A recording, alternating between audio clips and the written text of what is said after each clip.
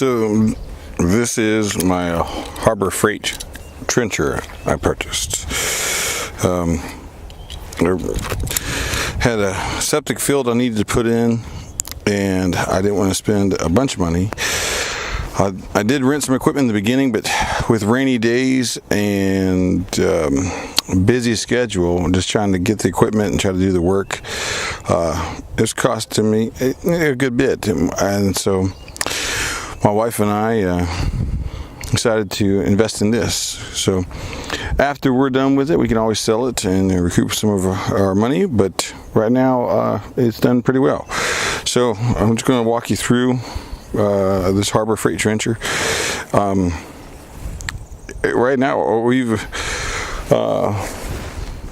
when we've used it, it's got plenty of power for our needs, just doing some trenching work, a little bit of digging. I haven't tried to move any tree stumps or nothing like that, just digging some piles. When it comes in a huge crate. The crate, I think it's like 7 feet wide, and it is heavy. You have to have some good equipment to get it off. If it has the trailer bed that sets it down, fantastic. But ours came in a 72 foot long trailer, and they weren't able to come up our driveway, so we had to meet them down the road and have them unload onto a trailer, and I had to have a tractor there with some forks on it to help me to load it up. Anyways, when it comes, you have to put it together, and it's pretty simple. It's not complex. It just takes a little bit of time. The first thing you do is you put the seat on, and that's just it just pops right off. Well, it pops off. And it just, you pop back on. But it has the 4 little bolts that connect that. After that, you can hook up this. This is your hydraulic control. And with this is a gas-powered engine. You can't control 2 things at once, but it does a fine job. So when you're there, you can see the instructions on it. It's real simple. I'll show you guys here in just a little bit how it works. It's a little dirty, been out here in the rain, and you can see my septic. I was trying to run my septic there, and I got trying to glue that down. I got that the lid as a weight right back there, but in here, let's see, the legs and the everything just fasten on real easy. To hook up the front of this, it was heavy.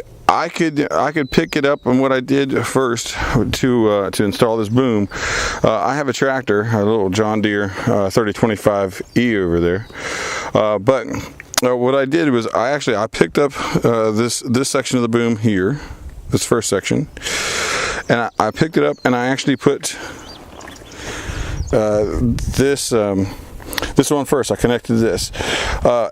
And then I pivoted off of that to connect the bottom part here, and that was pretty simple. But then when it came time to hooking up this section here with the bucket, it was a little bit more difficult because this is pretty heavy. So I got my tractor on there, and I started picking it up from here, and then I would put blocks underneath of it so I could lower it and pick it up, so I could put this pin in, and then everything else was you just follow the numbers. The hydraulic lines, they're all numbered, as you can see here. 8 goes back to 8 over there underneath. They're all numbered. You can see. So you just follow the numbers, and it's pretty dummy proof. Everyone who has these, they all tell you to make sure you lubricate. So I have went to town on lubricating. Here, just two positions here: deep position and shallow position. I just keep it in the deep position for all the stuff that I'm going to need. Later on, I might move it to the deep, but I'll just do some more trenching here around the farm. Move it to once you get everything on there, you just want to run it not at full speed for the first like 20 hours or so. So, but even with it just barely a little bit past idling, I have plenty of digging power. It'll pick it up, it'll move it. These legs here, they'll stick into the ground and they'll hold you tight, so you don't have to worry. And to remove these, whenever you are moving this, what you do is you use the boom to push down on the ground, which lifts up the front of it, and then while it's lifting it up, you kind of angle it off to the side, and then you put that wheel and that little square you see up there, and you put these legs, you put them in your truck. But I'm going to try to figure out how I can hook up another tire, put it on an angle, so I don't have to keep trying to swap those back and forth. Anyways, yeah, it's worked pretty well. The only problem I had was on this hose here. This clamp was not tight, so I filled it up with hydraulic fluid. And then I had to run for a couple days, and when I came back, I had lost probably, I don't know, 2 gallons, because I didn't check this and it wasn't leaking when I first got it. But since then I've tightened up and I haven't had any trouble. To move this thing, also what I did was, and now this is my little rig up here just to hold it in place. This is not how I normally keep it. I just did it that way for right now. I got a 3-point hitch for my tractor so that I can hook it up that way. But again,